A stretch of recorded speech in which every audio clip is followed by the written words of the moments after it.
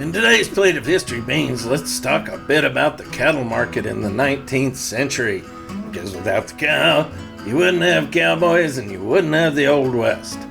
Following the Civil War, folks in Texas found themselves with a dilemma. After the Texans sent Mexican settlers south following the battles of the Alamo and San Jacinto and took over the rolling breaks and mesquite-filled ravines that run from Dallas south all the way into Mexico, it was a while before the country became what it is today. For a while, Comanche raiders were making a lot of that country inhospitable for settlers, and then the Civil War kicked in.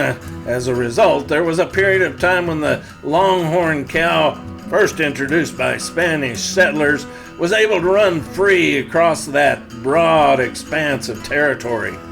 By 1865, with the Comanches subdued and the war over, South Texas was teeming with wild longhorn cattle.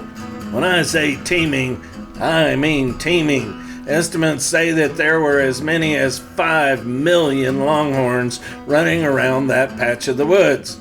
Problem was, they weren't worth much.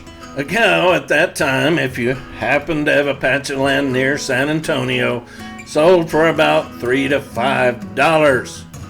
Word was that if a rancher could get his beef to Abilene in Kansas, however, he could sell the same cow for between $30 and $50. Thus, the first cattle drives were born. There was another problem. Longhorns are known to carry ticks and the disease that comes with those nasty little critters. Folks in North Texas, Oklahoma, and Kansas didn't want large herds of the animals pouring across their lands, so trails had to be developed. A few trails sprang up, but the most important route by far was the Chisholm Trail. If you want more info, I have an entire plate of history beans about it in a previous episode. Long story short, the trail started in South Texas and ran north through the middle part of Oklahoma, then took a slight turn to the east and ended up in Abilene, Kansas. The boom didn't last long, only about 15 years, from around 1865 to 1880. Railroads were going up all over the place. If one is a fan of the Old West, then that narrow window of time, only 15 years, is the greatest source of inspiration for an entire, uniquely American genre of entertainment, the Western.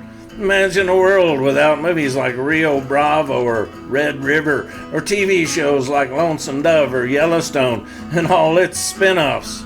Simply put, without cattle and cattle drives, there would be a lot less Old West to talk about.